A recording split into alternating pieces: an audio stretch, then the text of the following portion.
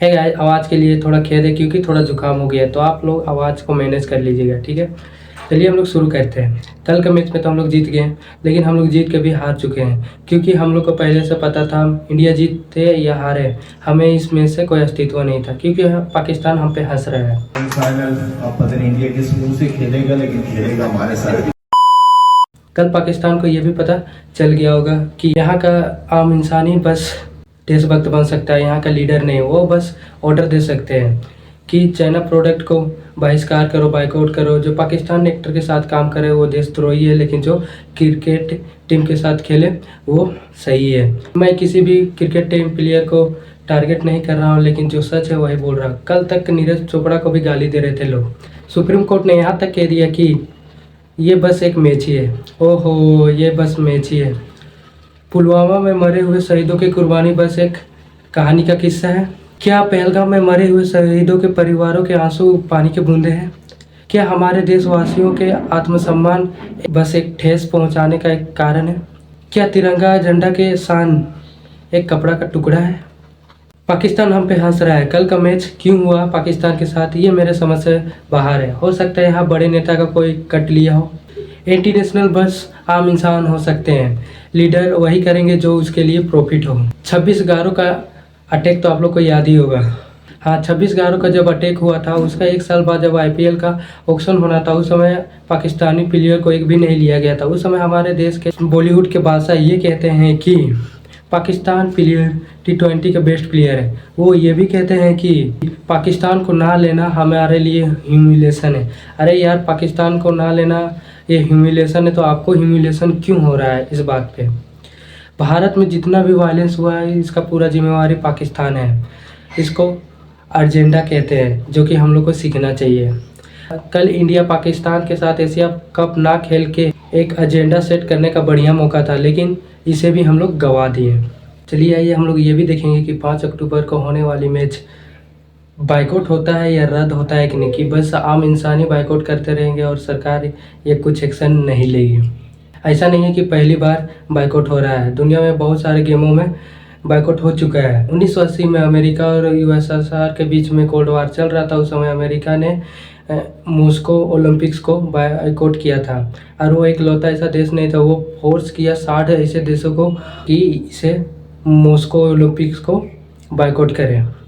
तभी अमेरिका ने ये नहीं सोचा कि मेरा मेडल कम हो जाएगा, तभी ये नहीं सोचा कि हमारे TRP कम हो जाएंगे, तभी अमेरिका ने ये नहीं सोचा कि ब्रॉडकास्टिंग राइट्स नहीं बिकेंगे।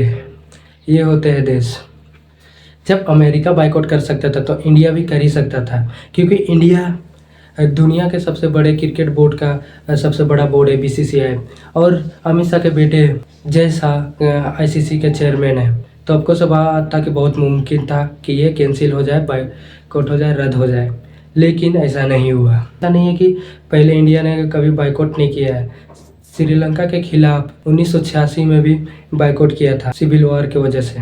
1990 में पाकिस्तान ने इंडिया आने से मना कर दिया था।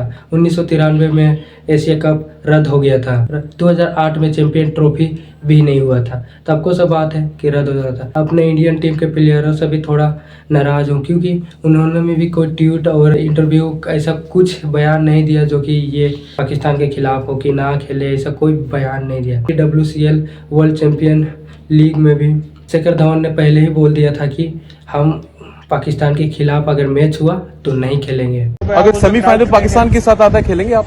हाँ जी, पाकिस्तान के साथ अगर सेमीफाइनल आता है? पहले भी नहीं खेला तो फिर भी नहीं खेला।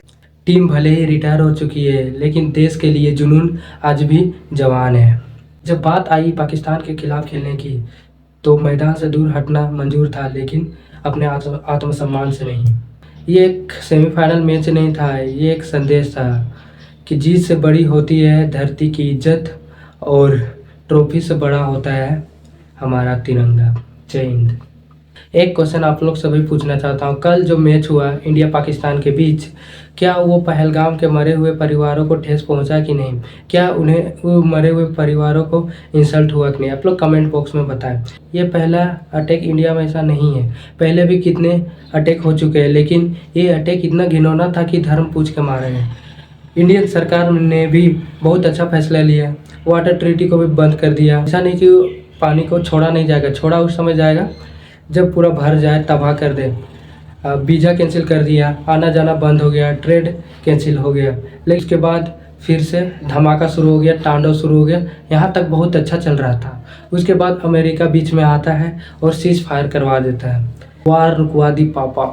आप लोग तो ये डायलॉग सुने ही होंगे। कहा था ना, कैसी भी सिचुएशन हो मोदी जी हमें घर ले आएंगे। वॉर रुकवा दी पापा।